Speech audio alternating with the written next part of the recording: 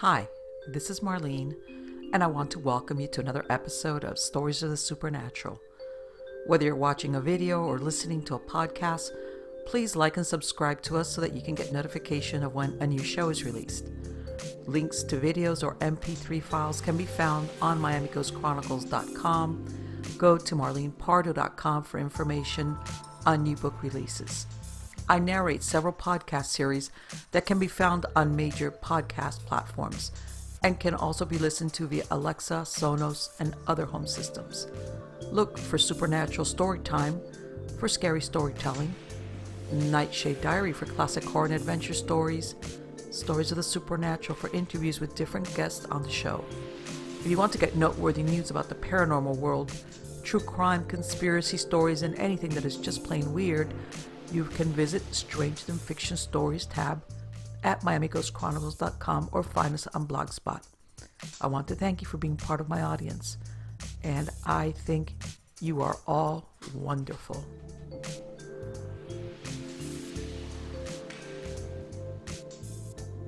Changed in vibe a little bit, but what that has meant for me is that I feel that there's this substratum underlying all of this, where it's the same race that I had contact with when I was a kid that was responsible for the phenomena I experienced when I was a child, Okay. as today. And even though there was a little bit of a different feeling to some of it, certain stages, nonetheless, there's this relationship and this continuity. So yeah, when I was a little kid, I used to have experiences where I'd wake up in the middle of the night, wander around, not be able to wake any of my family. So it's a fairly large family, had 5 other siblings, and my mum and dad there as well, living at the house. Just couldn't wake them up, but I'd feel drawn outside where there'd be luminous people levitating. Okay. Another time I went out, there was a dark shape on a boat that was in our front yard that my dad had built. When I looked up at it, it jumped down on me and swept me up into a sack and ran off with me. Oh my God.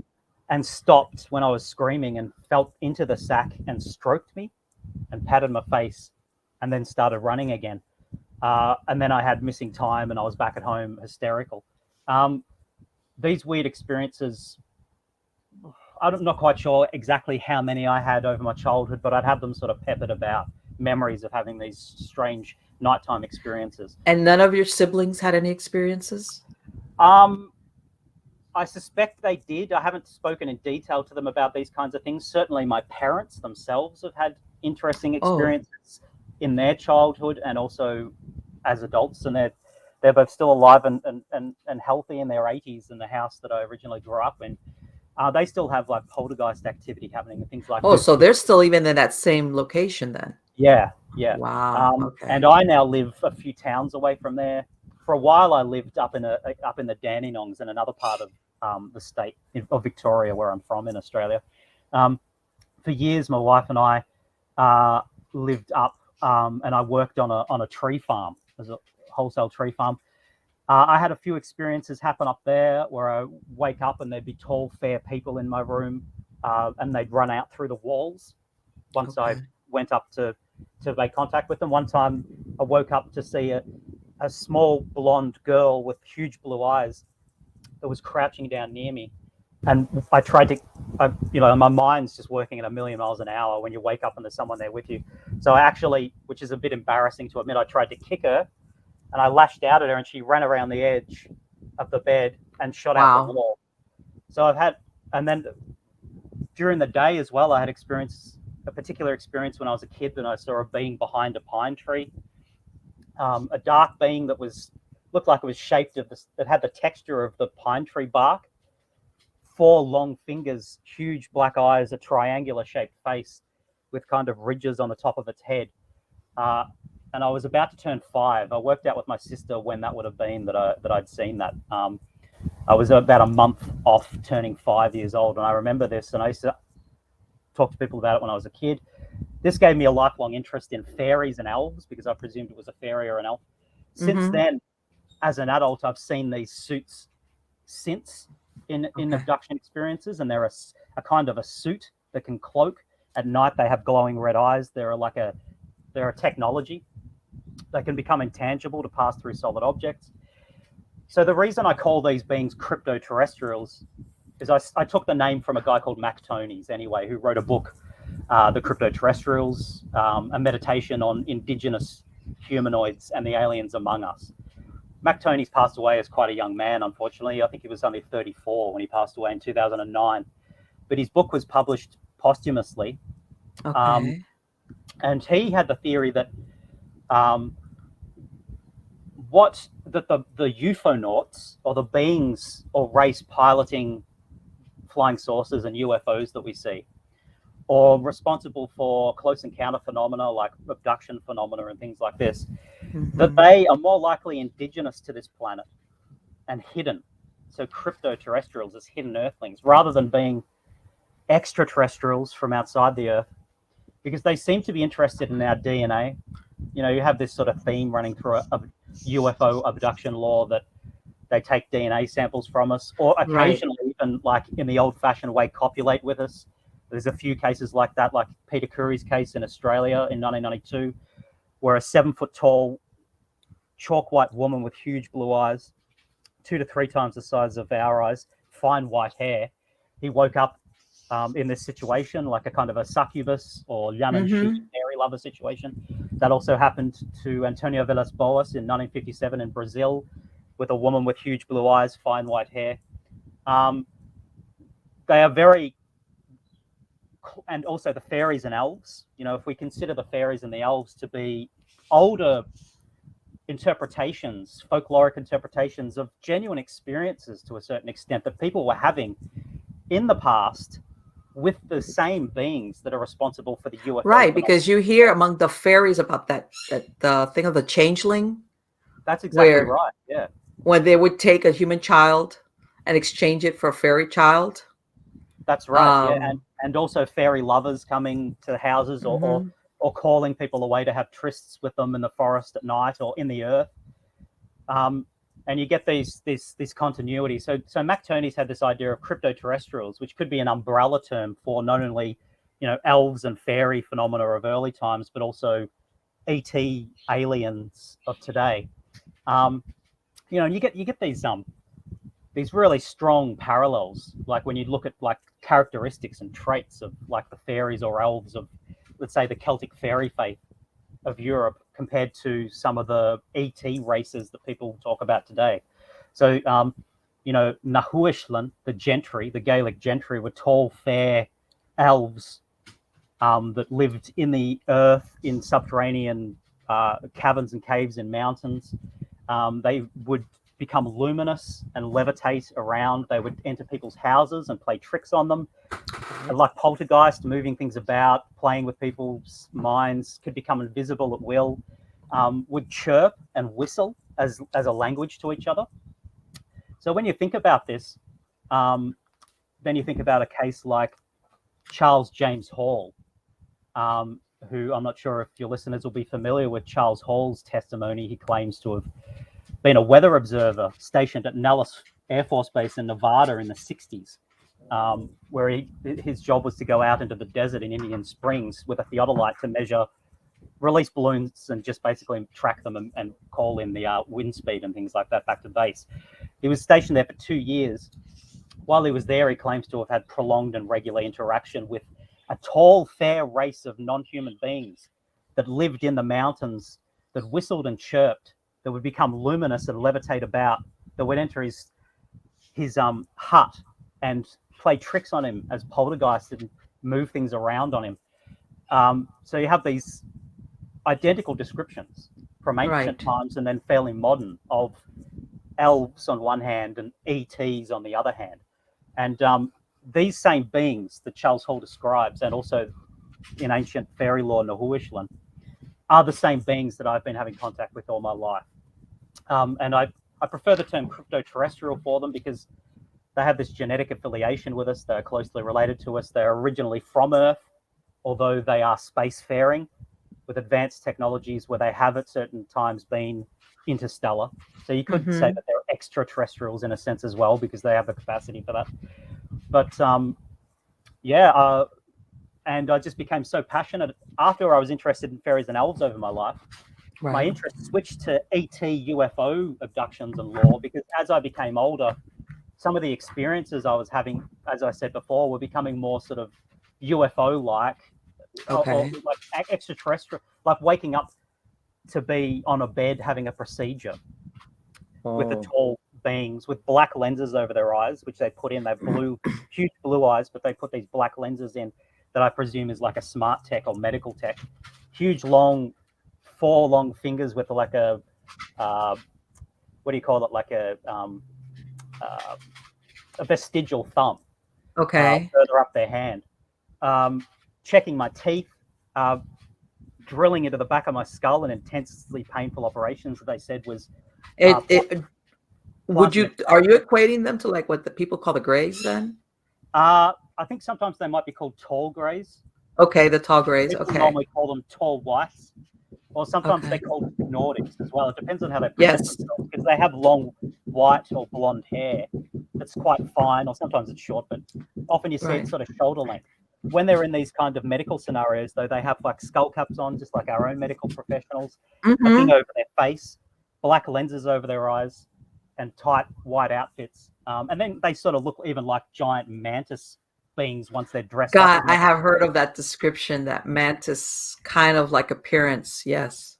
7, 8, 9 foot tall, depending as they become advanced. They take a long time to grow. So different people have had interactions with these beings through the centuries, and nowadays, probably more famous accounts of this particular race that call themselves the Majeena, which are the same beings as those on the glyphs, the petroglyphs in Western Australia and the Kimberley that are called the Wandjina. Okay. But they actually call themselves the Majeena, which is the same word. I'm pretty sure that in Zulu cultures, there's also the Wandjina, which was a race of non-humans. And I think these are all cognate, etymologically linked words, their own word for themselves. But usually they're called tall whites. But yeah, sometimes they're called tall greys. When they're dressed in their dark suits, glowing red eyes, a long nose-like appendage that amplifies and resonates sound, so that they can roar and project hooting sounds and powerful sounds to communicate over long distances, also to instill fear into us, to scare us away from their underground habitations in national parks and state parks. Okay. But they have these skin-tight, dark suits that can cloak, that have a dark, circular technology on the chest. I'm not quite sure what that is, like a breathing device. In these outfits, I think sometimes they're called tall greys or tall black aliens and things like this. I think this particular race is responsible for massive amounts of different characters or understandings in ufology, or also in paranormal research in general, because it's my understanding that these suits are what's responsible for Mothman as well. Right. They can levitate. When they're levitating, if they're not cloaking and they levitate, they blur, and a nebulous distortion appears around them that kind of looks like wings. Okay. Like I've got this picture on the front of my book. Right. That's very much that if I saw that, I would say that looks like a Mothman type of, with the red eyes. Yeah. That's that's a wonderful picture that was done by Mark Randall. I sent him the artist that did the cover for my book. I sent him. Do you consider them totally organic? And the reason why I'm asking you is that I've heard, the shorter grays, the smaller ones.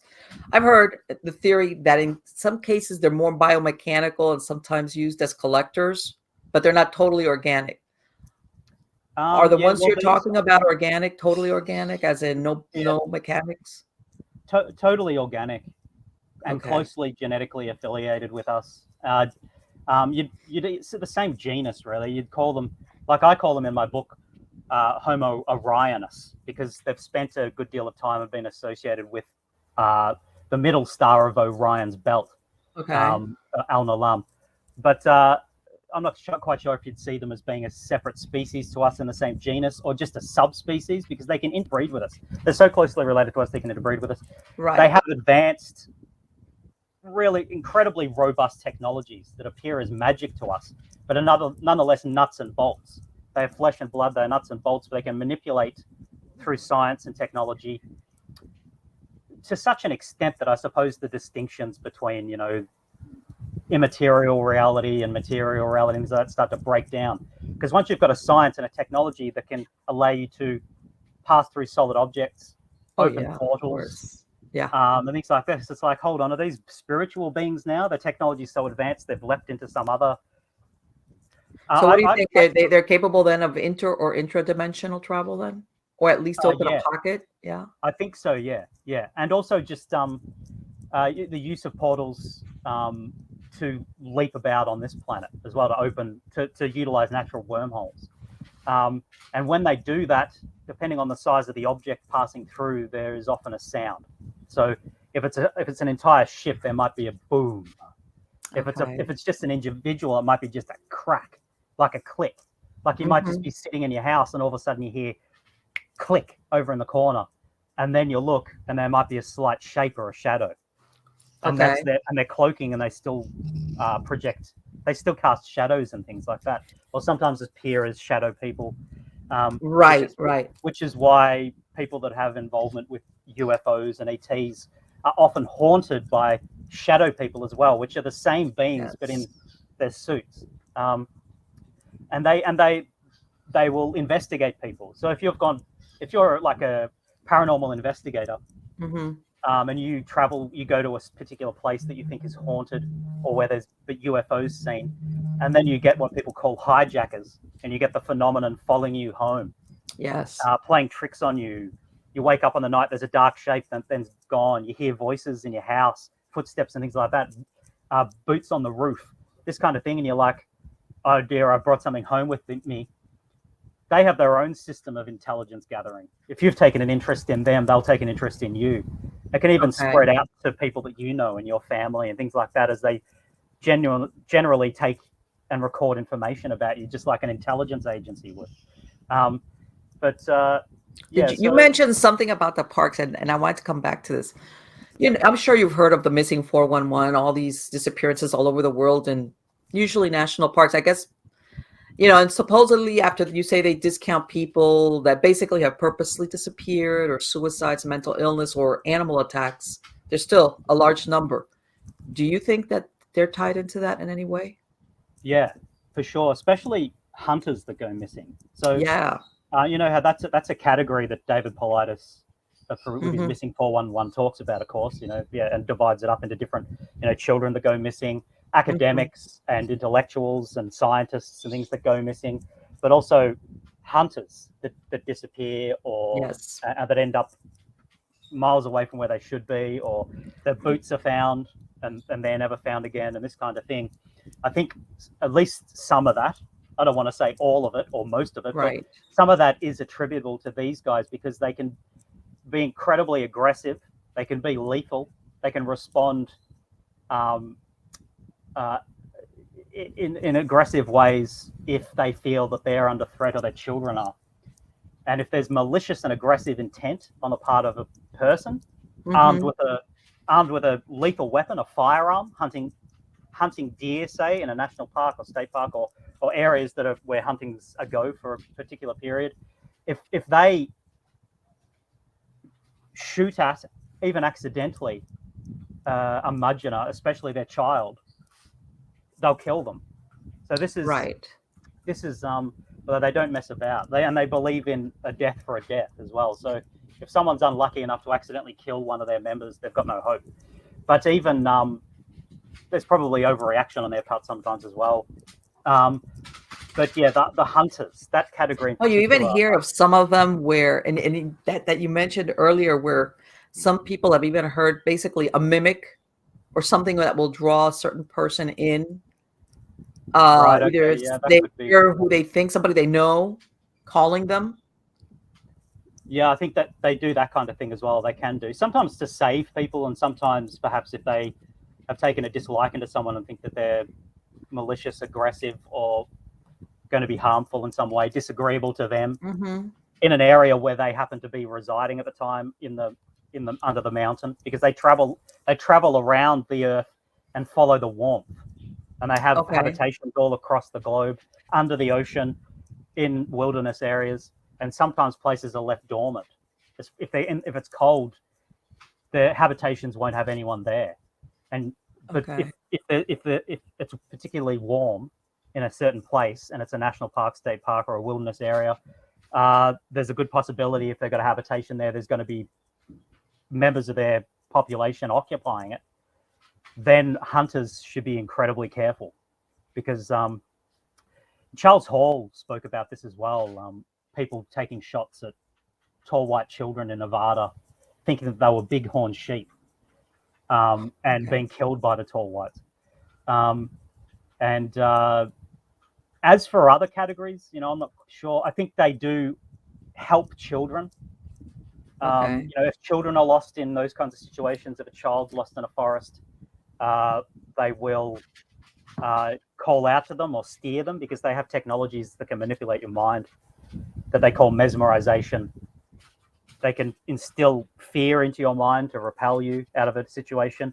You'll suddenly feel visceral, illogical fear, and you'll leave. Or they can fill your mind with love and acceptance as well, to remove you as a threat, so that you feel you're flooded with endorphins and you feel happy, and all of a sudden you're not a threat to them anymore. Or if you're in trouble, they can instill ideas into your mind, abstract ideas about where to go, or even speak to you in your mind. And telepathic communication, it's linguistic, like a silent voice in your head. That's sort of like the kind of voice you might hear when you're just reading silently to yourself, like a silent reading voice. Yeah. But intrusive, and not your own voice, telling you what to do and to go somewhere, or leading you to water or to food. I think as well, and they're biased as well, in the sense that they'll make judgments. They'll make value judgments about different people that they encounter in their areas, because they know everything about you. They read your mind and understand everything you've done, who you are, your reasons for being there. And if they've taken a shining to you and they like you, and you're lost or something like that, they'll help you. But it could go the other way. Right. Okay. Just for. Yeah. And do you think that all your encounters since childhood were connected to them, or do you think there's any other group that you've had contact with? I have much more vague memories of there being another shorter group with dark skin and wrinkly faces. Okay. But I'm not sure about that. And sometimes I draw sketches of my experiences, and sometimes I sort of get myself into sort of what I think is probably like a bit of a light hypnosis as I'm doing the sketch, to bring the memories out and bring out more detail. And I have drawn one of these smaller, darker beings as well. And they're called the tall whites. Tall whites call themselves Majeena, but they call these smaller, darker beings Sabetina, and and they call them little brothers, and they're an allied race. I think, and they have claws on their hands, large, dark claws. I think they in themselves have perhaps given rise to a lot of beliefs in maybe goblins and things like that over the years, dwelling in the earth, but smaller beings, wrinkly faces, big dark eyes. Sort of like the idea of a grey, but dark brown, not actually grey. Do you think they're responsible for, like, when you see these cattle mutilations or the crop circles, or are we talking somebody else? I think some crop circles are them. The famous Crabwood crop circle from 2002 that shows a being holding a disc with binary on it. That is an image of one of them with a helmet on. And it has Orion's belt, three dots in the crop circle, made into the crop circle. There's also 3 dots behind the right shoulder of the being, slightly misaligned in the layout of Orion's belt. Alnataka on the Lam Mintaka. So they even signed that crop circle as being them. So they are responsible for some crop circles at least. And there have been other reports. I think there was a policeman in England that came across tall, fair people in a crop circle that ran away at incredible speed. They can move really, really fast. Ran away at a high speed, and then he had hitchhikers. Then he was haunted by shadow people. he'd hear a knock on his door. He'd go to his door, and there'd be like an 8-foot tall dark shadow person that would then disappear. This is typical haunting for them. Once they have a relationship with you, they interact with you and leave phenomena that normally would be interpreted as something like poltergeist or deceased individuals, like ghosts, something like that, but which is them in these cases anyway. Crop circles. As for cattle mutilations, yes, they are responsible for some cattle mutilations, and so were fairies and elves in ancient lore. The primary drive for them, I believe, is intimidation. Okay. If you are a rancher and you are too close to an area where they have an underground habitation that they reside in at different times of the year, and you have dogs, they're particularly against dogs. They don't like dogs. They slash their throats. They kill dogs. They have this. They're frightened of dogs, and dogs also can perceive them. You know, dogs seem to have this sort of preternatural capability of perceiving things that maybe humans can't. Yes. So when they're cloaking and they prefer us not to see them, sometimes dogs will sense this. So dogs are dangerous to them, but also incredibly annoying. You know, and some dogs get themselves taken out by them. Even John Keel and the Mothman prophecies talked about, UFO flaps. If there's a lot of UFO sightings in an area, it'll often coincide with a lot of dogs having their throats cut in neighborhoods. And this is them moving around and not having any sense of humor about domesticated guard dogs. Right.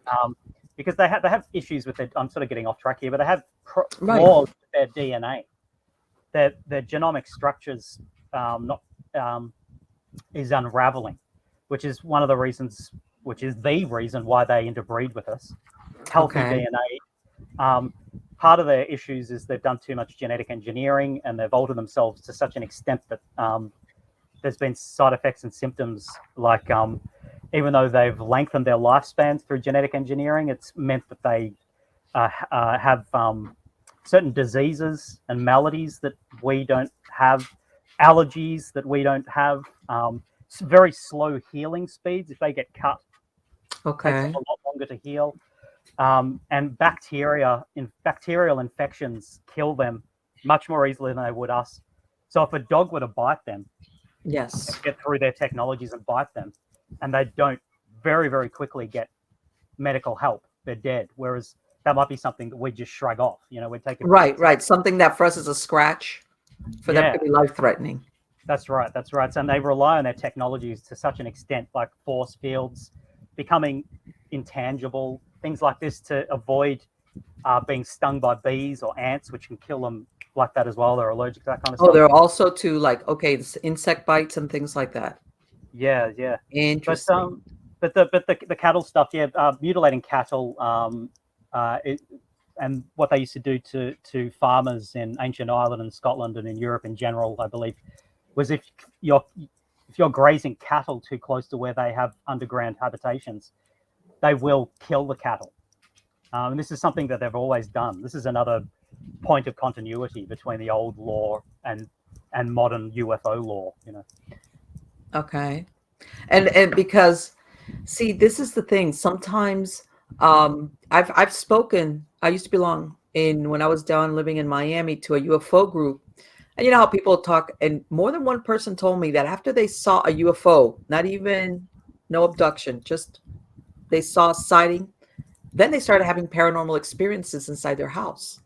And they couldn't figure out, what does one thing have to do the other? Because for them, it's like, this is a UFO sighting, lights in the sky kind of thing, far away. And then all of a sudden, I'm having paranormal phenomena inside my house, which I've lived for inside of several years. And they couldn't quite. And more than one person told me similar stories that they had this thing, like where one thing dovetailed. And something you mentioned, this stuff, some of the stuff went on for years. Right. Yeah. Okay. Inside their home. Yeah. Well, that's the thing. Like when people say to me, my house is haunted. I'm having this I'm seeing shadow people, hearing voices in the house, things like that. My mind goes straight to, you may be a CT experiencer, rather than going, your house is haunted by spirits or something like that.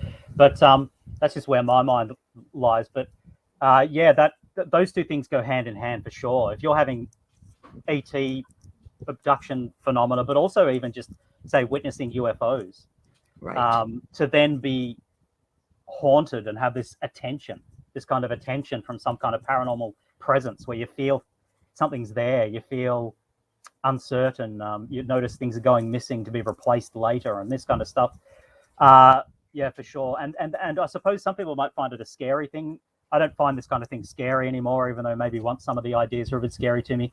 But if a person's seeing UFOs and then their house is also being haunted, they're probably having a lot of experiences they're not being allowed to remember, because that's another ability that the fairies and elves had, of course, in older times, but also is a very common theme, of course, in modern UFO lore: missing time. And what is missing time? It's not time, literally time dilation. It's not like time travel. It is scenes missing. You know, Right. sometimes to be reaccessed by hypnotic regression, perhaps. Sometimes it'll come back in dreams. Sometimes it'll just come back to you in waking life. You remember something all of a sudden. But if someone's having that kind of attention in their house and they've also seen unidentified flying objects, I'd suggest there's probably interactions with cryptoterrestrials happening in their life, particularly at night, that they're not being allowed to remember. Right. Their technologies, they're very highly manipulative technologies, and they wear them in their helmets, so they don't seem to be any more naturally telepathic or psychic than we are. It's just that they have developed about technology, is what you're saying? Yeah, they wear in these helmets that they wear some different shapes and sized helmets depending on what their task seems to be. But they wear in their helmets technologies that allow them to implant thoughts into your head, to wipe and remove memories, send linguistic messages into your head, like voices or whatever, or images as well, to take over your eyes and to project so that your mind's eye sees images and things like that of places they want you to see, perhaps to calm you sometimes or to provide information. But a large part of this thing is memory manipulation. So they actually said to me, "We apologize for the mesmerization and we apologize for the memory alterations." And I said to them, "That's okay, dudes. You probably know what you're doing." Lots of memories have come back to me of things that have happened, particularly in my childhood, that have been erased at a certain point. They're not permanently erased. It's like they fold them over into your subconscious mind. Inside other memories. Yeah.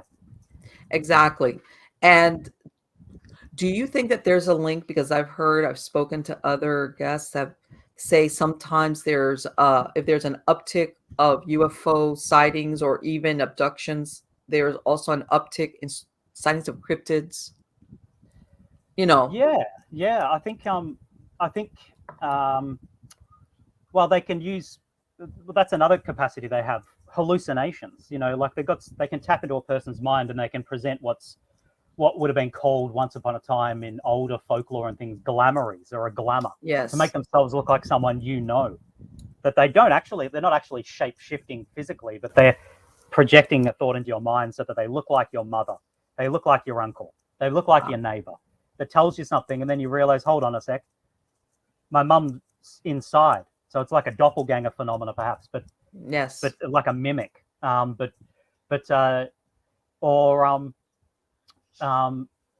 think perhaps sometimes cryptid phenomena are explainable in that way, where you're seeing things they're making you see that aren't really there. Sometimes when they're seen in their suits, they might be thought of as being Bigfoot. Sometimes because they can be 7, 8, 9, 10 foot tall. They chirp and bark and growl and hoot, which is often sounds attributed to Bigfoot. Yes, but the Sierra sounds tall whites, not Bigfoot. I mean, this is something I haven't put it in this book, but this is something I put on my YouTube channel. I talk about a bit. People interested in Sasquatch and Bigfoot are not happy with me saying this kind of thing, of course. But I've talked to Ron Moorhead about this, the guy who recorded the Sierra sounds as well. Yes, I've interviewed Ron. Yes, it's very interesting. I've listened to his recordings. Yes. And I said to him that, in my opinion, that the samurai chatter, the way they speak, it sounds like deep, resonant, almost like the way a Japanese spoken in a sort of deep masculine kind of way, like maybe you'd hear on anime or you'd hear on samurai movies or something like that, interspersed with barking sounds, growling, whistling, chirping, and all this kind of stuff. This is what I've heard them. This is their natural language mixed with camouflage codes as well to sound like animals sometimes, but their natural language sounds like, to a Westerner's ears anyway, so to me sounds like Japanese. I thought it was Japanese when I first heard it. I've had them speak it to me and at me a few times, but don't understand what they're saying. Now, there's another tall white experiencer from Spain in the 70s that Julio Fernandez in 1978 was taken on board a flying saucer by tall, pale beings, 6.5 to 7 foot tall with huge blue eyes that barked and spoke in what he said sounded like cries of the martial arts of the Orient. And when he talked to a ufologist who played different different world languages to him and said, "What language do you think it sounds most like?" He settled on Korean. He said it sounds a lot like Korean. Okay. And Korean and Japanese, to a Western ears anyway, sound similar. Right. Without actually understanding the language, I understand what you're saying. The way it's spoken, the inflection. Yeah, for sure.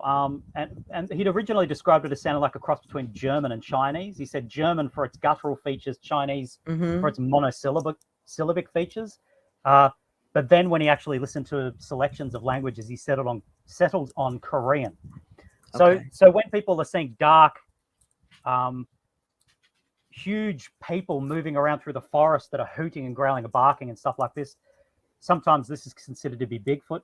But another thing ties in with this. Now, Bigfoot may exist. I don't know, But another thing ties in with this, that cryptids in places where there seem to be underground habitations may also be something that is like another tool in the toolkit of cryptoterrestrials to instill fear in people and to repel them from places. Like famously at Skinwalker Ranch, yes, which is definitely has an underground Majeena habitation there, or in the mesa, or under the property, because the craft that described there are typical of cryptoterrestrial craft. The RVs, some of their craft look like white recreational vehicles without wheels. And Charles Hall described them in Nevada.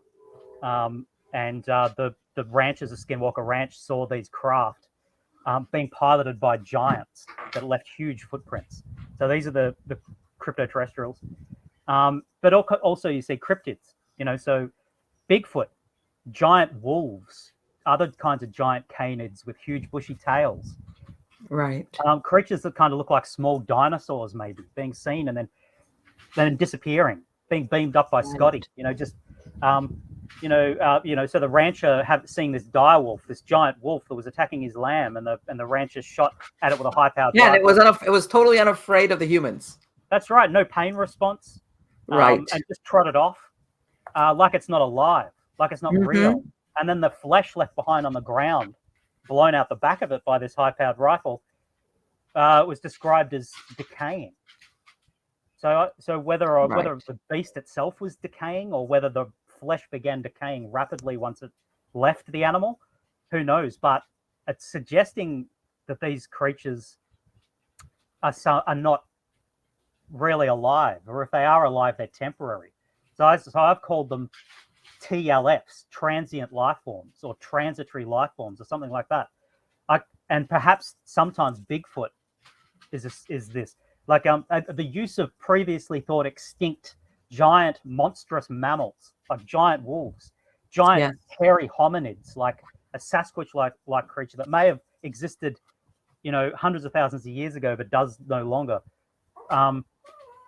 These are used to keep people away. Perhaps that's a possibility. In another famous ranch case in Colorado, that Tim Good wrote about, it's like a sister case to Skinwalker Ranch, where you got all of these, slew of the same kind of paranormal, weird phenomena, poltergeist stuff, disembodied voices, telepathy, tricks being played on the ranches, and cattle mutilations, and dogs being killed, and UFOs being seen, and the rancher in that particular case in Colorado got to meet the beings behind it.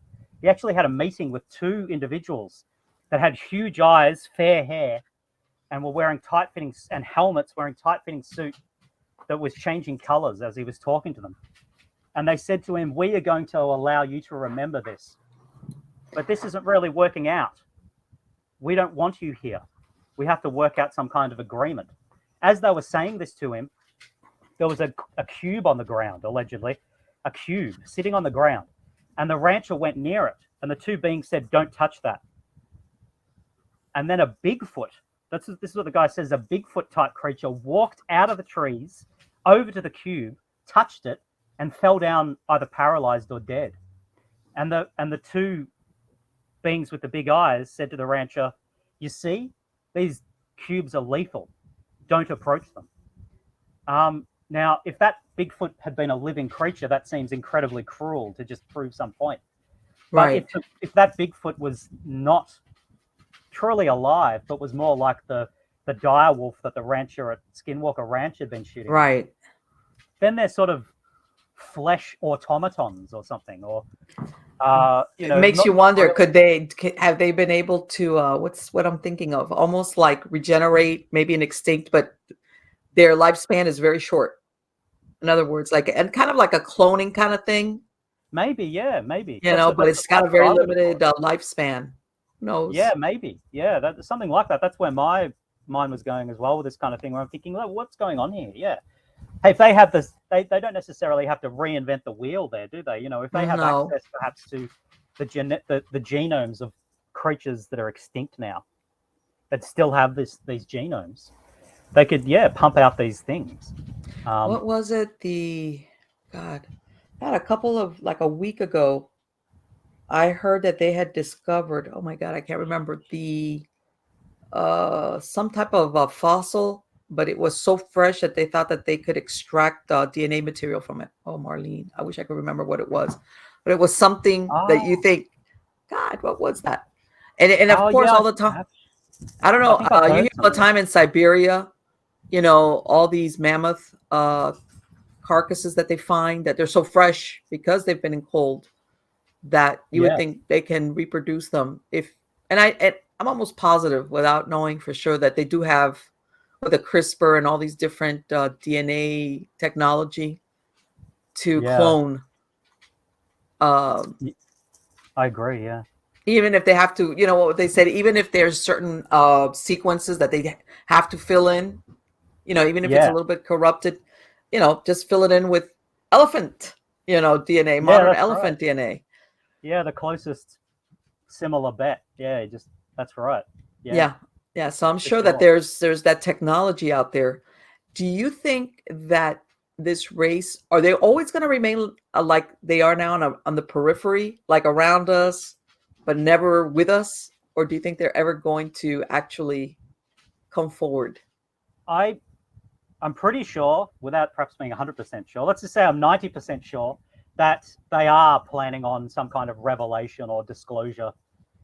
Now, the powers that be definitely know about them, and I believe that groups like Majestic 12 in UFO lore, and Area S4 at Nellis Air Force Base, and all these kinds of elements of UFO lore, I actually do believe that these kinds of ideas, they're onto something here. There is, I don't know if Majestic is still called Majestic or what they call themselves now, but there are definitely power structures. There's groups of individuals making decisions behind the scenes that are not in elected governments, that are permanently there, that are controlling this information. And there have been treaties between the Cryptoterrestrials and these elements, these people. Right.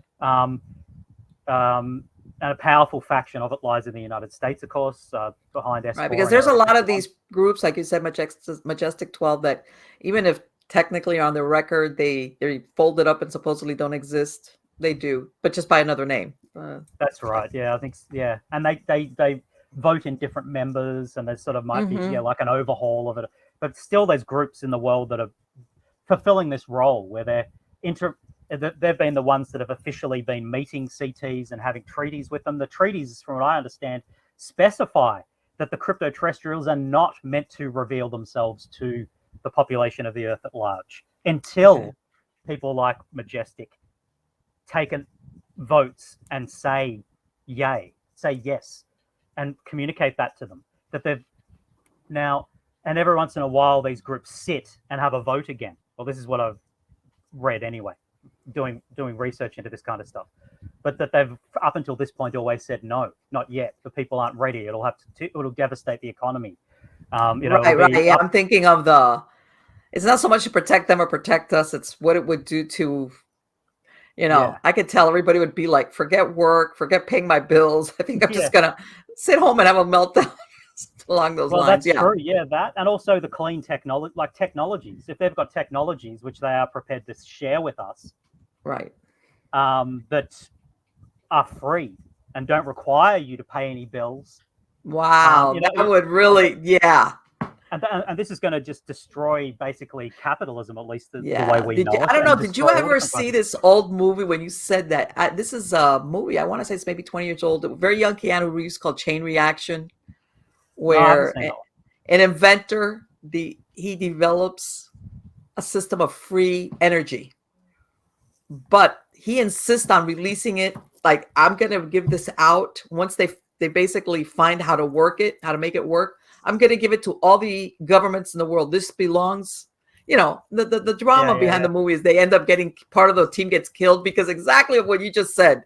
I was like, no, you cannot do that. You can't just, however altruistic your motivation is for it, you can't do that because it would just totally decimate all the economies, and because there's a lot of money involved in energy. How's that? Oh, that's right. Yeah. And there's a lot of people in the world that have my share of the wealth of what I know. Right, you know what I mean? Right.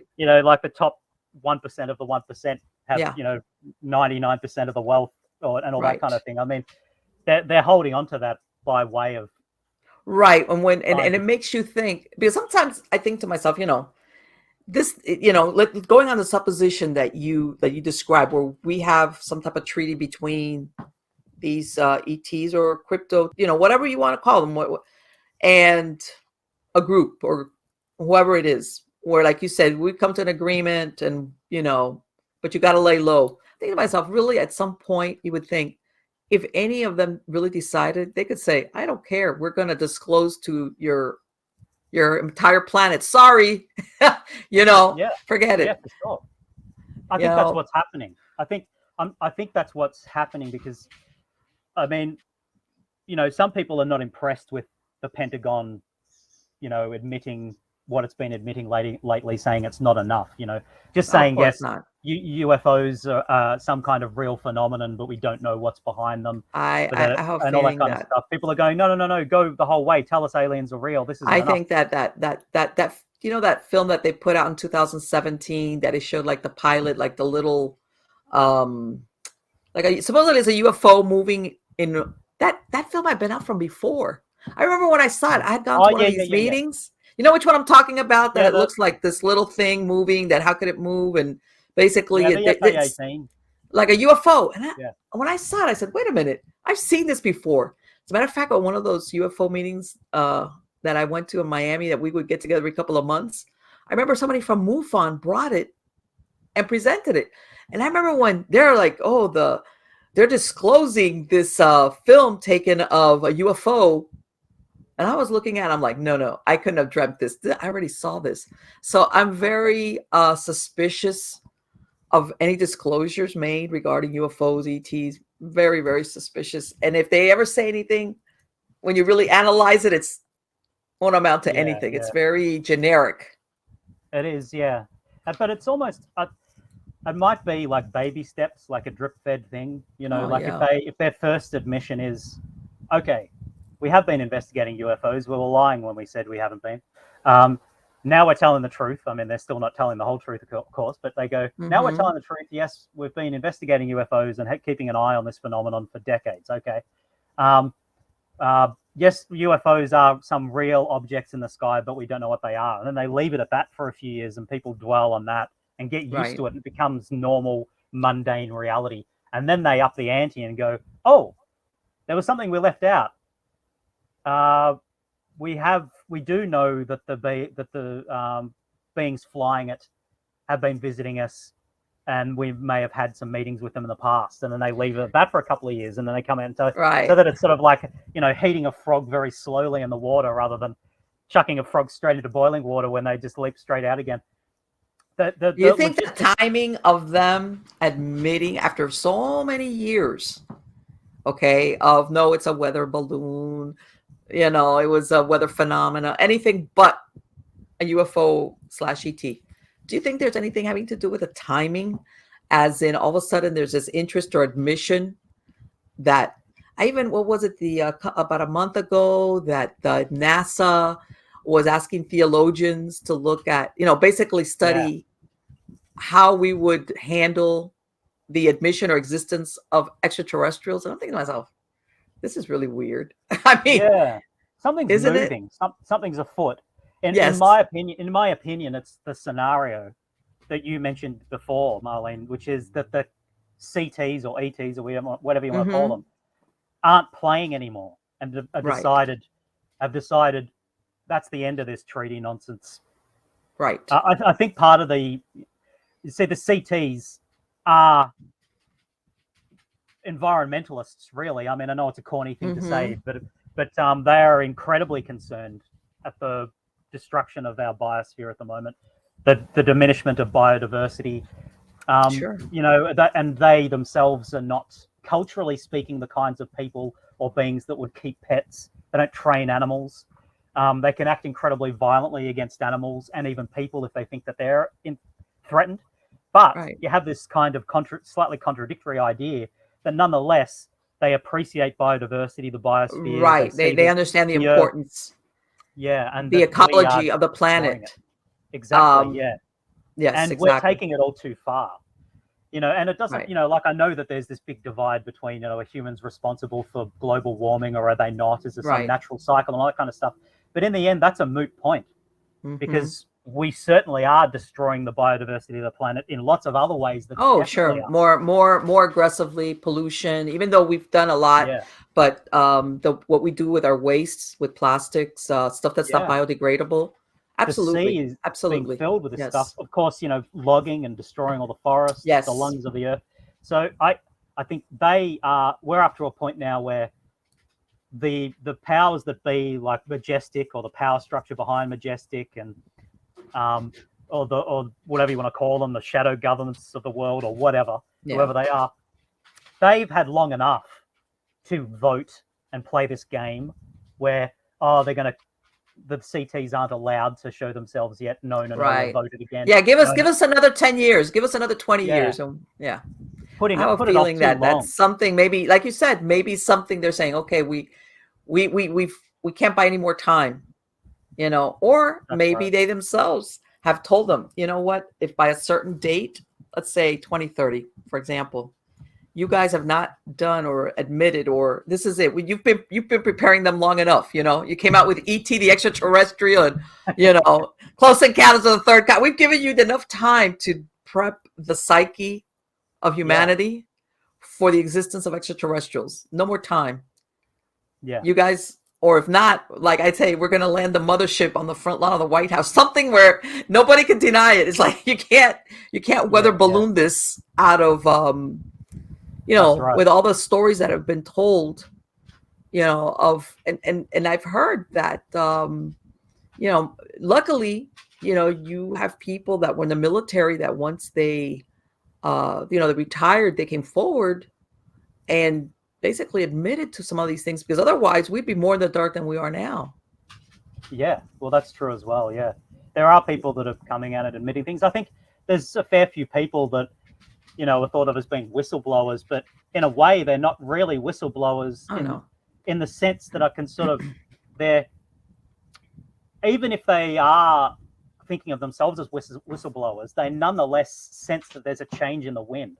Yes. That it's through, not just the Pentagon making these admissions, but just in general, more academics and public intellectuals and people that outside of the UFO scene who would never have gone near any of this and never touched Oh it no.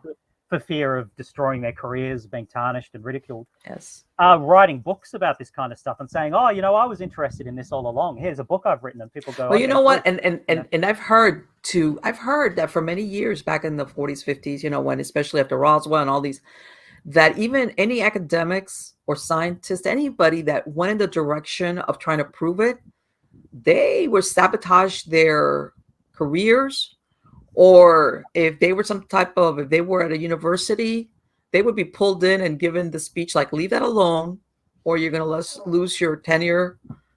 Yeah, for sure. Don't go there. I've heard that happened quite a lot, where anybody that really had a genuine, like somebody, how can I say, with some type of authority, that if they came out with a book, like you said, people would pay attention to it. I've heard that a lot of them were sidelined, like don't investigate that anymore. I think that's been the way of it for decades, up until just this last year or two. Like you're getting people, like this, the famous Australian journalist Ross Coulthart, who wrote the book In Plain Sight that was just released recently. He wouldn't have done that a few years ago. This guy, right, who's like a high-profile journalist, and I know that people like George Knapp have been doing it forever, but he's a little right, bit of a special case where he was prepared to risk his career for this, and it sort of worked out for him to a certain extent. But with someone like Ross Coulthart, he probably had an interest all of this time, I'd imagine. Right. I don't think he suddenly has an interest, but he seemed to have, all of a sudden, he's decided, I'm going to write this book, and he's allowed to, really. Now, whether he's been told he's allowed to by someone, or he's just decided. Oh yeah, he feels like the whistleblowers that are coming out a lot now, that there's this change in the wind, that you're not necessarily now, you're allowed to. I mean, it's like the Pentagon has said, yes, you're all allowed to talk about this now, and we're supposed to go, oh, thanks, yay, Right, we've been given permission by our masters, but it's true, But you know what, this thing with, when you said that thing about George Knapp, let's say in Skinwalker Ranch, I don't think at the beginning George Knapp thought he was going to find what they found. No, I think that when he went out there with a group of scientists and the people that were there after the Sherman, well, I know the Sherman stayed there a little bit, they overlap, but they were there trying to capture. Yeah. I don't think at the beginning him or any of them really, because one thing is when you have a family telling you what hey, we had just arrived and we had a wolf come and try to basically in front of us take a calf. Yeah, as big as a horse. Right. And you could sit there and go, these people seem credible, but I didn't see this. And I think that George Knapp and that team at the beginning didn't realize the phenomena that they were going to witness all the time that they were there. And then it just, so much so that it was like, we don't need them to tell us. We're having our own firsthand experience despite having cameras. And I even heard that one time they witnessed a creature, for lack of a better word, coming out of the bottom of a saucer or a spaceship. I mean, they saw some way out things that I'd be like, holy, sure. And again, he wasn't by himself. He had a group of people there to back up his story. Like the National Institute for Discovery Science, with like Colin Callagher, Robert Bigelow's little group. Yeah, Bigelow's out there now, and well, no, I'm sorry, Bigelow was there before, but everybody that's been out there have been, after the Sherman family, they've tried to find proof. The last group that's out there now, which has been conducting, they themselves, you could tell, they're like, they don't get it. Oh, okay, every time, yeah. This is the series, isn't it? I haven't actually watched it's very interesting, and I admire that they're trying to do a very scientific approach. But you could tell that sometimes they don't know whether to look up at the sky or under the ground or where. Yeah. They're just like, okay, we think it's coming from above, but then we're getting readings from under the ground. They have some of them having physical symptoms. Right. And I myself, I looked up reports of that high school teacher that lived there. This was back in the 50s. I found the articles where wow. he was reporting on strange lights and UFO kind of stuff back in the 50s. And he was a high school teacher. And, you know, this was a small town where they would write it up on their local newspaper. And I know that, I'm not sure if it's one of his children or his grandchildren, came forward with his notebook, which this obviously didn't come out in the newspapers during that time, but it shows that at that time they did write-ups about him, that he would go out and interview these people that live there. And, you know, they brought like that portfolio of all his little interviews, handwritten notes, way back when none of them ever thought what was going to come afterwards. To me, it personally lends veracity to that there was some type of phenomena happening there. Yeah, and it's been ongoing. Yeah. Ongoing, and even from before. And your theory, you think then, is that this is one of the locations where this species has like a home base or some place where they spend time at? Yeah, for sure. Yeah, an underground habitation. I call them habitations, you know. But I suppose you could say facilities, or but I call them habitations because they actually live in these things, you know. Okay. They're not just, you know, facilities to park craft or keep gear or tech, but actual dorms and places to reside in as they move around the earth, chasing the warmth. But yeah, and I think it's par for the course for areas near these underground habitations to be subjected to Skinwalker Ranch type high strangeness, especially if they decide they don't like you, you know. Right. And they decide that some kind of psychological warfare has to be enacted on you to move you along. You know what? That scares a lot of people, though, to think about that, because we want to think of a more advanced race being more, what's the word I'm looking for? Kinder. Yeah. You know? Compassionate and things like that. I think they. I mean, this might sound like it's sort of like a cop out. Like, I think they give us what we do. Well, they think they give us what we deserve, in the sense that they don't think very much of us in a lot of ways, and they think that we usually only respond to threats, and through interacting with us over centuries and millennia, even moving us along. You know, having to deal with us, trying to scare us away or invite us in, and all, you know, trying all different kinds of things out. There's certain protocols that they've been formulating over a very, very long time of dealing with us and living side by side with us. That certain things work and certain things don't. And it seems like aggression, instilling fear, playing tricks, playing mind games, scaring people away. You would think that probably works very well, especially if they've been around for a long time. You know, you hear about all these cultures that say that the mountain, don't go to the mountain, or don't go to that valley, or don't go because, you know, it becomes a forbidden place. Yeah, because there's bad juju there, you know. There's monsters, or you get near it and you can feel the foreboding, you know, and that. Let me ask you. I've heard of the place in Australia called Black Mountain. That people have disappeared, like they go, and even people that go in searching for the person that disappeared is also. Oh wow! Okay, I'm not familiar. I think I'm not familiar with Black Mountain. I'm gonna have to look that let up. me tell you, I was reading about that, and it was so interesting because it's not only that certain people disappear, search parties or people that are sent in looking for the person that disappeared, also like no trace. Not like, you know how sometimes a few years later they'll find remains. Skeletal, you know, like, oh, now we realize they fell down a ravine or something like that. No, nothing. Nothing. Oh, right, okay. As a matter of fact, they even had God, Marlene, I can't remember if it was pre-turn of the century, as in 19th to 20th, but they even had one time he was an outlaw, and he went running in there, and he disappeared, and officers that went after him, they're trying to hunt them down, they disappeared. Okay, crikey. That sounds super interesting. That one. Yeah, yes. I was about to ask you if you'd heard. It's like, could this be one of those places? Well, it sounds like it might be. Yeah, so I'll have to check that out for sure. I think I neglect researching Australia. I am Australian, and most of my research is taking place, you know, like I think Yes, I I read more know. about Canada and the US and Mm-hmm. Britain. So I neglect my home turf a little bit, I think. Yeah, I would love to.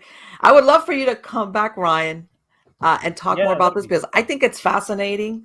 I could agree with you. I think that something is propelling us to full true disclosure. How's that?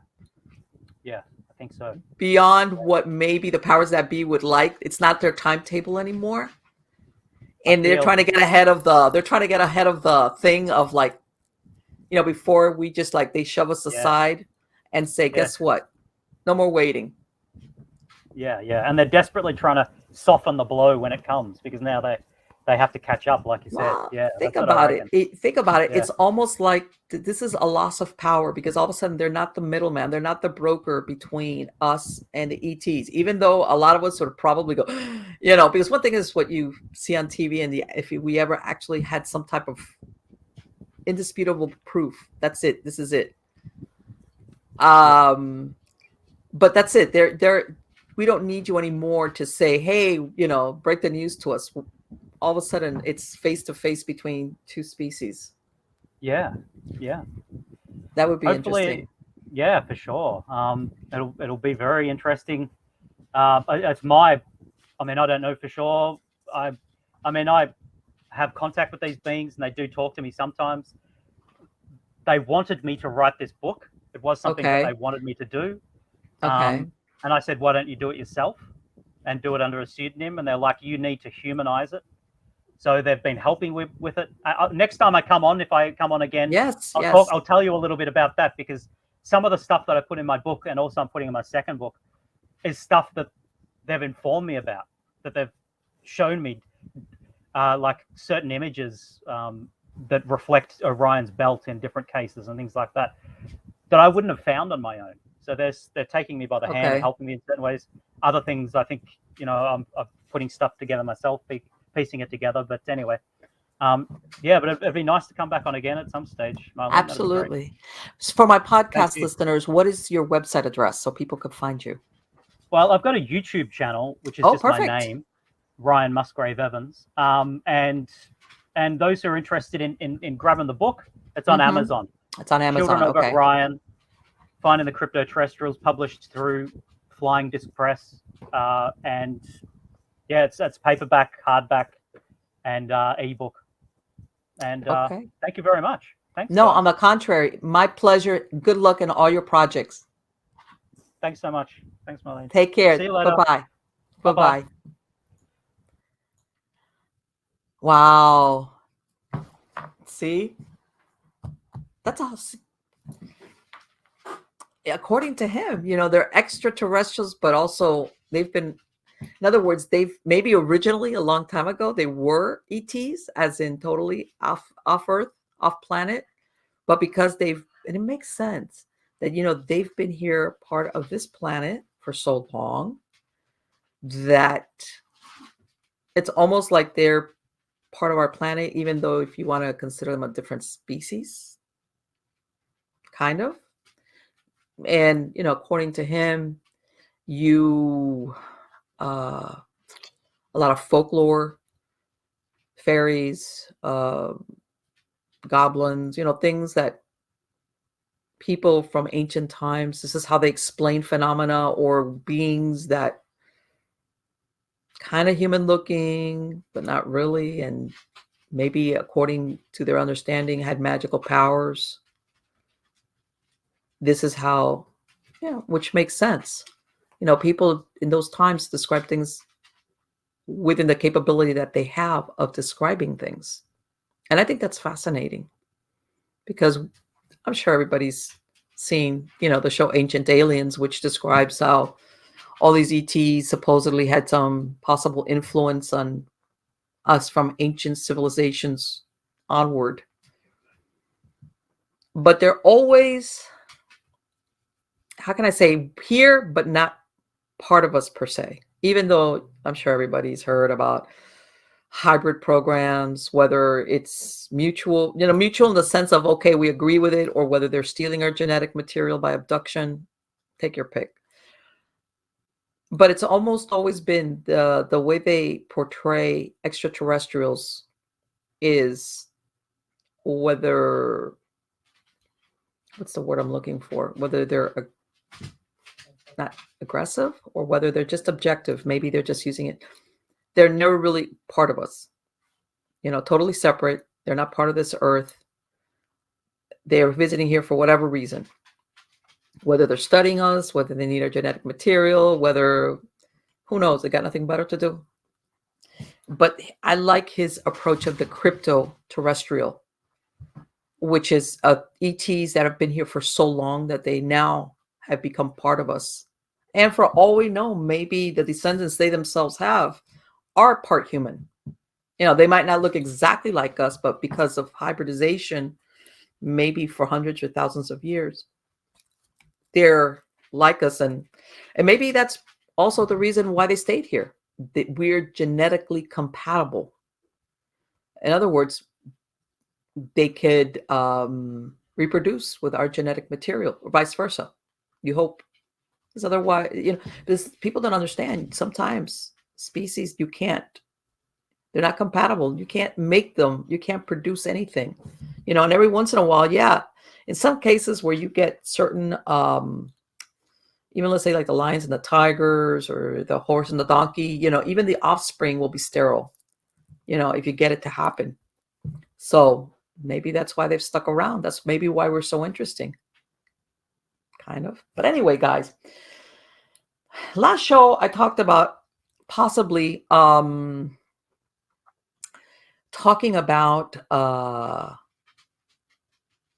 whatchamacallit, talking about interesting paranormal news. And I said, you know what, before I go full hog on that, like a separate show, even if it's a short 20 or 25-minute clip, I'm going to do it at the end of the show or at the beginning. I still haven't figured it out. One of the ones that I found, which is recent, I'm sure most of you remember one of the Ghost Adventures episodes in the UK. This is already an older show of the Ram Inn. Okay. And this Ram Inn, as a matter of fact, I remember that it had its kind of funny moments with Zach Bagans and things that happened to him. And also the gentleman, Mr. Humphreys, who was the owner of this. Let me see if I can bring on the. Okay. Let's see who it is. Let's see if I can get this over here. All right. Let's see if I can get this over here. And I'm not even sure what's showing there.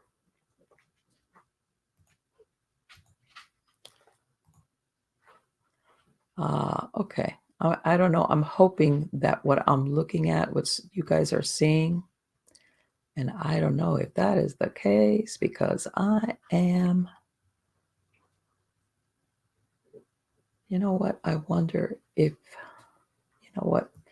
I'm going to do something here. Let's see.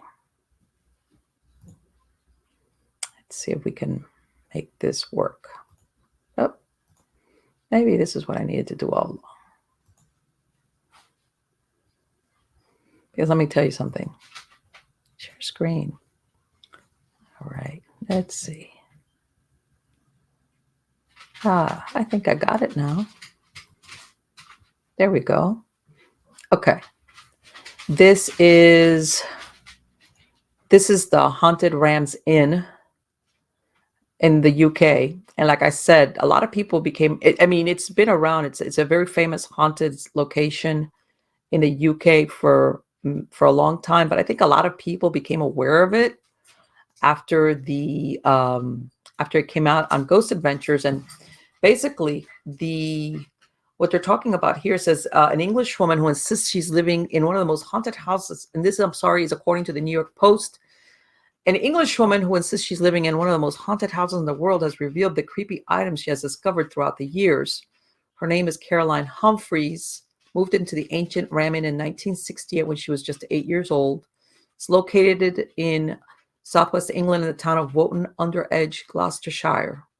She explained that her parents initially purchased a 1,000-year-old property to run it as a bed and breakfast, but over the years they discovered they were getting more than they bargained for.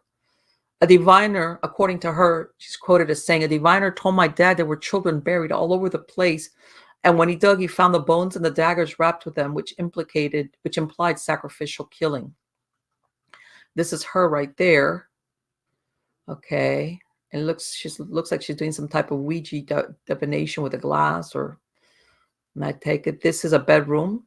This is creepy. A specialist discovered the bones were not animal bones, but rather human remains. I don't know what that is, because that's not a human. That right there,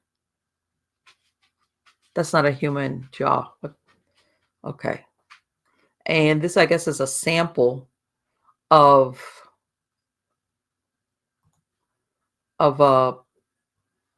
I guess the bones that they've dug up along the way. Okay. And it says here, some of the strange findings include piles of bones buried in the dirt alongside a set of daggers underneath flagstones in the lounge dug up by Caroline's late dad, John Humphreys. These are some other things. Okay, recently, Caroline's partner found more bones under the staircase of a room on the ground floor, including a jaw, skull, spine, and femur bones. Okay, I think this is a picture of her dad, who passed away already. There was an archaeological report on the daggers, and they said the dates of them are undefined, but they were of great age. Sadly, the daggers, which were in a glass display case, were stolen around 2014 when my father was in the house showing a group of visitors around. Her father, John Humphreys, found many of the grisly objects hidden in the home, which date back to 1145. Over the past 3 decades, including a pile of bones buried in the dirt alongside a set of daggers, which he dug up underneath a sandstone located in the lounge area. Dad took the bones he had found to a specialist who informed him that they were definitely not animal bones, so the mystery of whose remains they are and why they were buried with daggers needs to be investigated. Other curious finds include a 500-year-old mummified cat inside a wall. Maybe that was what that mummified cat, which Humphrey said she believed was used to ward off witches. Due to the lime render and Cotswold stone walls, the cat was able to be preserved for centuries and was considered in good shape upon its discovery, according to preservationists in the Stroud Museum.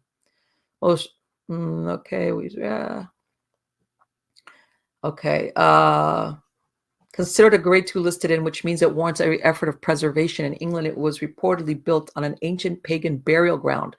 Over the years, it has become a popular destination for paranormal investigations by ghost hunters from around the world. And that's, I guess, one of the rooms. And this is another room. I know one of these was the one that Zach Bacon's, something was going on there. They heard growling or something. No, this was it. This is a pit. Yeah, according to them, the mummified cat is 500 years old. Okay. Ghost hunters have claimed to witness countless strange encounters and moving objects. The inn is near a church, which was built by slaves and Catholic monks who lived in the home. Humphrey believes there are secret cellars and passageways connecting the inn to the church that have yet to be tracked down. The caveat in the deeds from Whitbread's, from when we bought it, states that the building's cellars have been bricked up, but we still don't know where they are. Interesting. Very interesting.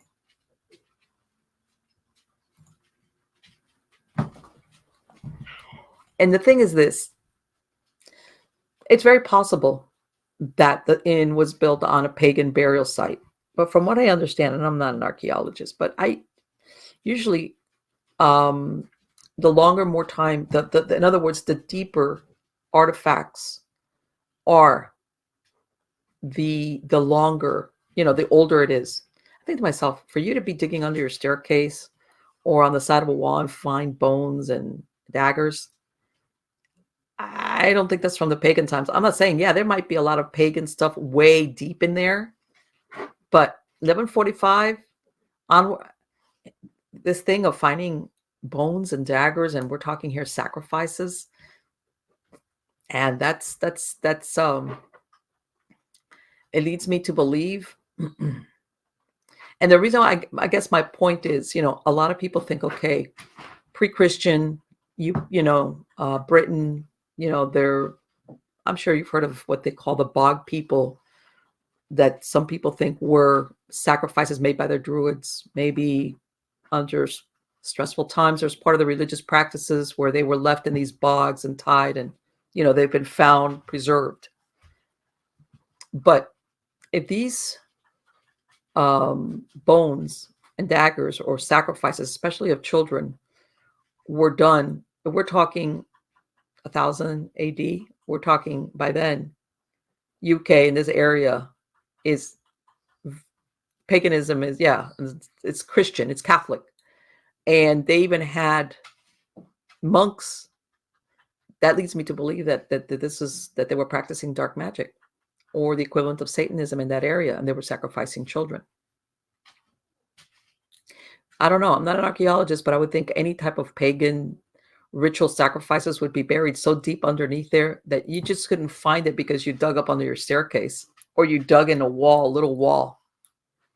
That seems too shallow for me to be pre-Christian, pagan, which is, there must be a lot of weird stuff going on in that place. And I'm being kind when I just say weird. And when Zach Bagans described growling coming from there, I was like, no kidding. I'm sure there's that and much worse.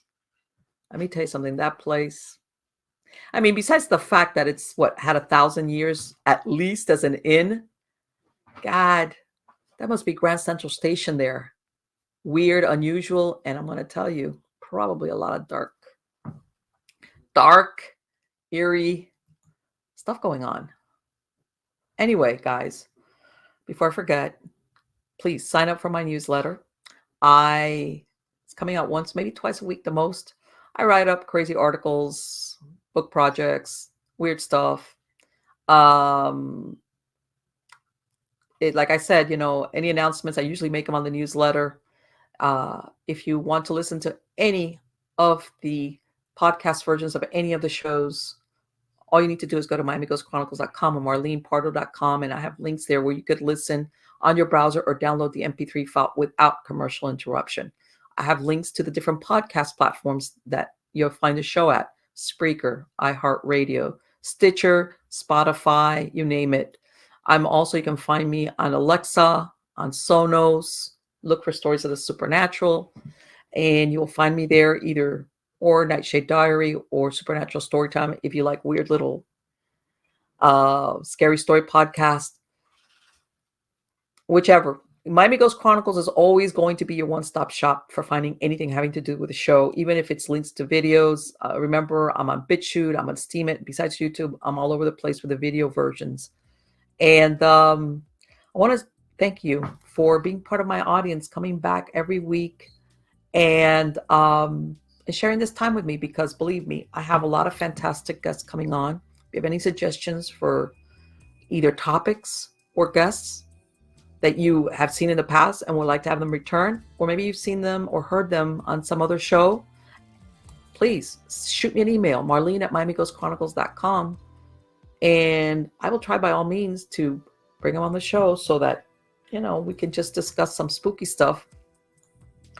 I'm thinking of also, maybe by the time this is a little bit staggered, I'm thinking of doing a Fat Tuesday live stream.